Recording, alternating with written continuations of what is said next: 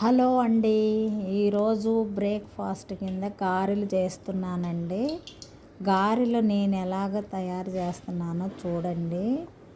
ఈరోజు ఎలాగో బ్రేక్ఫాస్ట్ స్పెషల్గా చేస్తున్నాను కాబట్టి డైలీ ఇడ్లీ, దోశ, ఉప్మా ఇవే కదా. ఈరోజు గారెలు వేస్తున్నాను కాబట్టి చిన్న వీడియో తీద్దాం అనిపించింది, అంతేనండి. నేను ఎలా గారెలు వేస్తున్నానో చూడండి. చాలా బాగున్నాయి, బాగా కుదిరాయండి.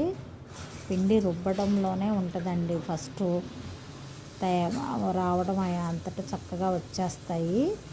రుబ్బే విధానము జోరు అవ్వకుండా, గట్టిగా ఉండకుండా చూసుకోవాలి. అలా రుబ్బి వేసుకోవాలండి. మనకి ఎంత సైజు కావాలంటే అంత సైజుగా వేసుకుంటే సరిపోతుందండి.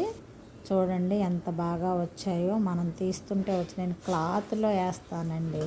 ఒక క్లాత్ గారెల వరకు, వడల వీటి వరకు వేరుగా పెట్టుకుంటాను. ఒక క్లాత్, కాటన్ క్లాత్ వైట్ది, గ్లాస్కో పంచ్ అంటారు కదా, అలాంటిది. లేదంటే ప్లెయిన్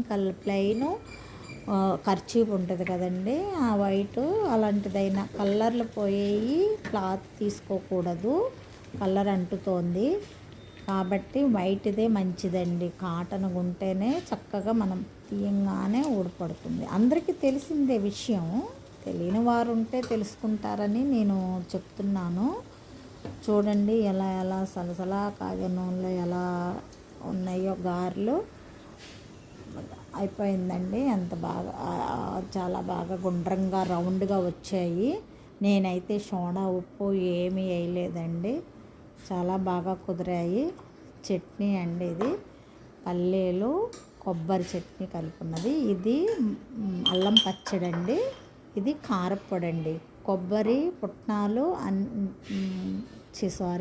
కందిపప్పు కలిపి పుట్నాలు పౌడర్ అంటారు కదా,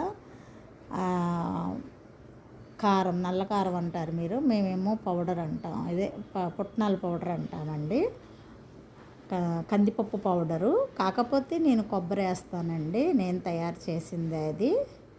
ఈ 3 పచ్చళ్ళతో వేసుకొని తింటే ఉందండి, చాలా టేస్ట్ ఉన్నాయండి.